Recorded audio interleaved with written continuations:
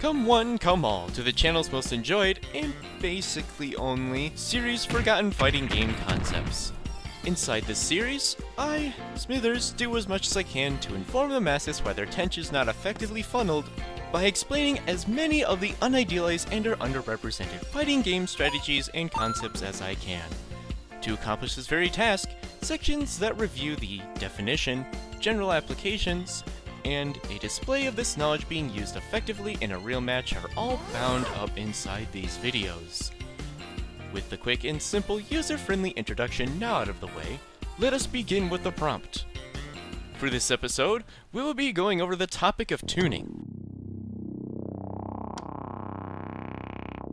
Tuning is a process by which a game developer organizes a set of predefined qualities such that a given in-game entity abides by its intended design as closely as possible. This results in the identity of the subject being realized, meaning that it will resemble one of the more broad labels for which the general person will be familiar with.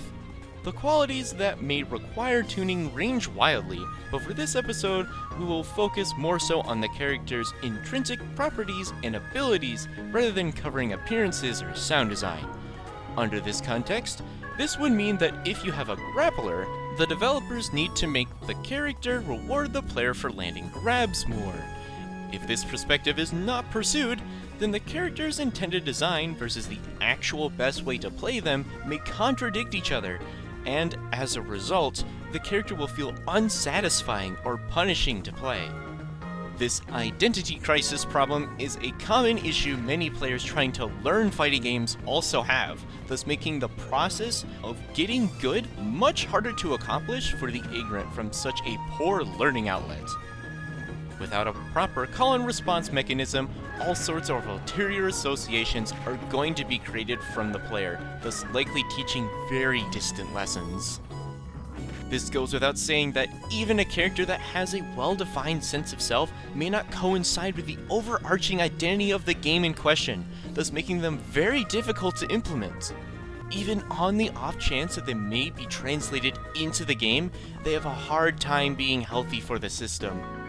Therefore, keeping the vision that the creators have in mind with their projects is desirable for both the developer and the player, lest both subject themselves to a world of strain.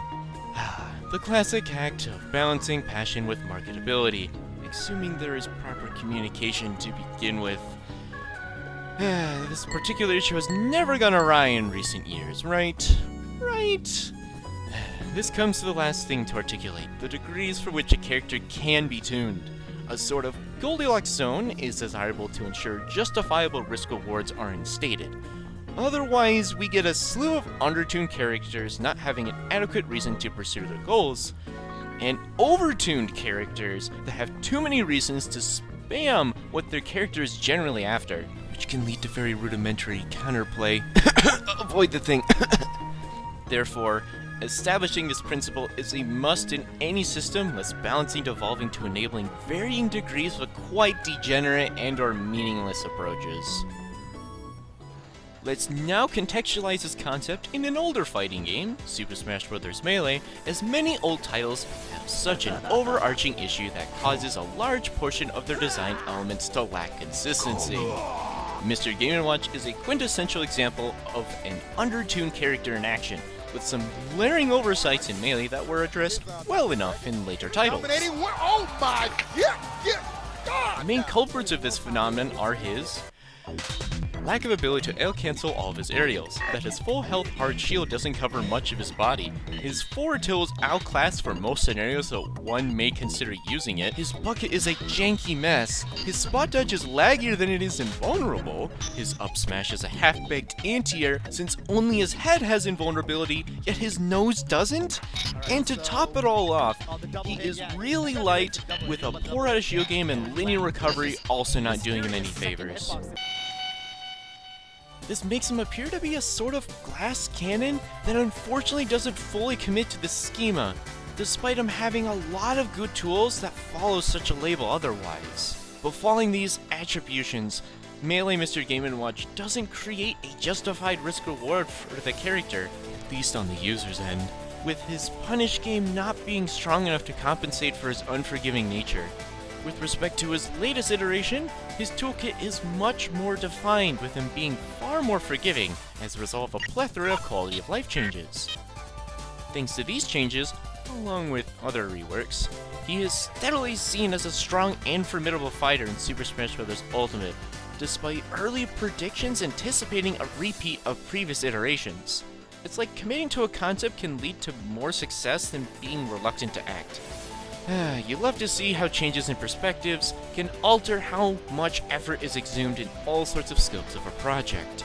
ですけど、いやそんなこと言ってちゃいけないですね。このゲーム、愉快なパーティーゲームを。Here I am, back at it again, to display my logistical prowess over the ignorance so that I lessen the dry, though sometimes humorous, battles against the odds. I was initially planning to go over an example of a melee undertuned character, but recent events have caused me to rethink this. Super Smash Bros. Ultimate Steve has been a recent talking point as a result of a new technique being discovered that empowers his already overtuned kit? Foreshadowing. So, I thought I'd explore one dimension of what is possibly the most obnoxious character in Smash Ultimate. He has a lot of wacky tricks up his sleeve, but the vast majority of them merely exacerbate his already overtuned nature. Just most of them. Regardless of what is decided on how to deal with the Steve situation, he is still a good point of interest to review today's topic. So without further ado, let's break down another replay.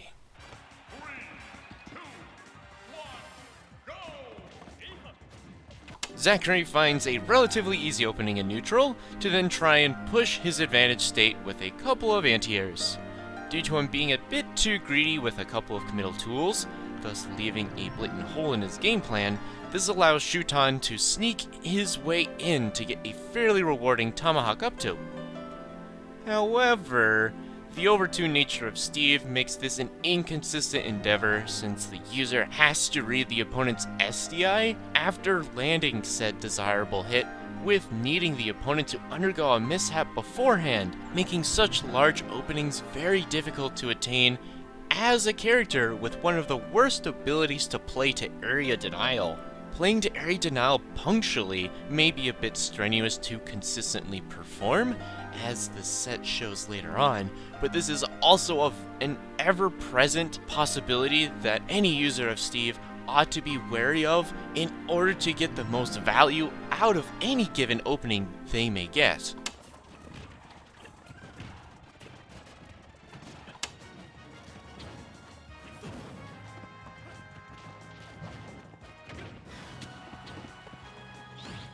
Another telling case of the combatant's understanding the scope of tuning.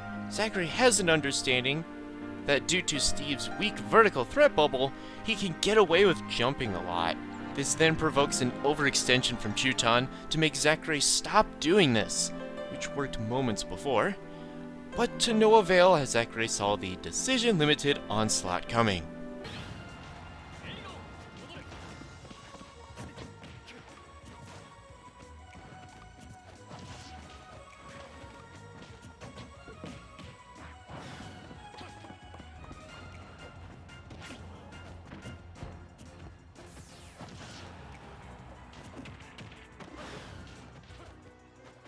Here shows that Shuton understands this dimension of play with his preemptive back air to catch Zachary's attempts to push advantage in a more oblate fashion, perhaps some expression of option coverage, especially when the opponent is at a significant resource limitation, would lead to more consistent reward here.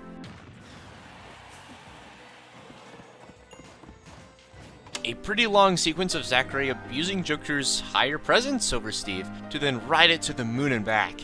This is what happens when we get a character that is too focused on landing lengthy combos, yet has poor means of reaching situations where one can get them going. Such an unforgiving blend of characteristics.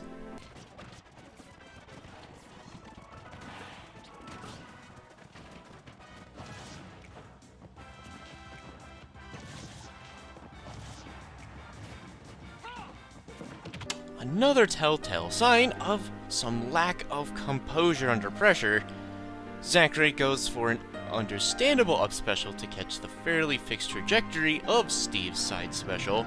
This is not timed well though, with him also having ample means to roll out of the following exchange, but he lost both dice rolls, leading to another rare moment where Shuton could find an easy punish, though it's not all that meaningful again.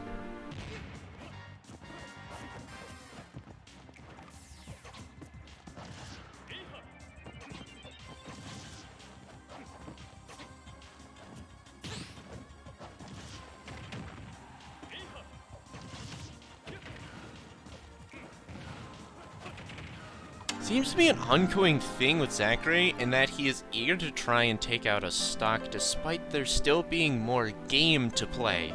I can understand that as events get longer, the more emphasis there is on maintaining stamina, but this particular event merely has 33 entrants, albeit it was fairly stacked.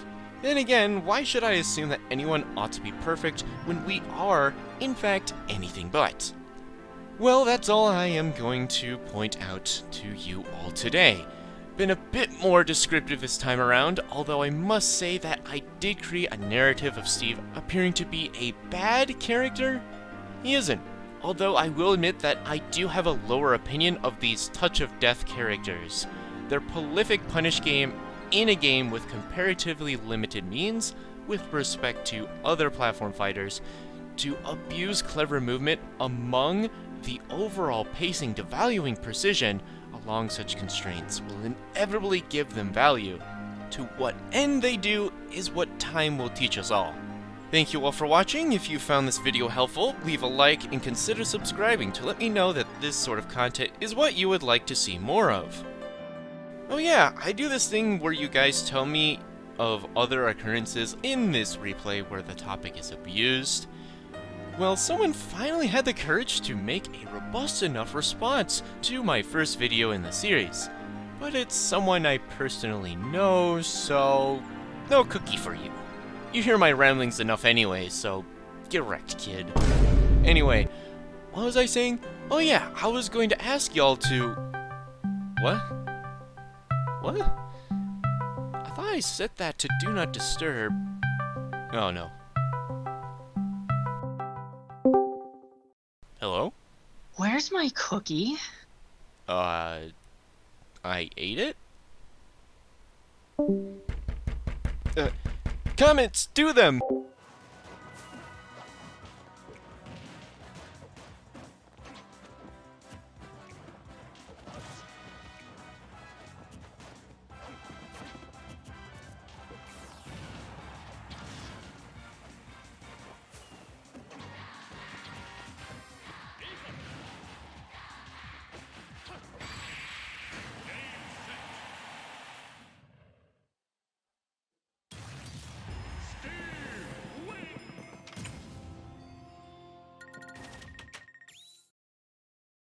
Fine, have your gimmick cookie. Oh yeah, that's the good stuff right there.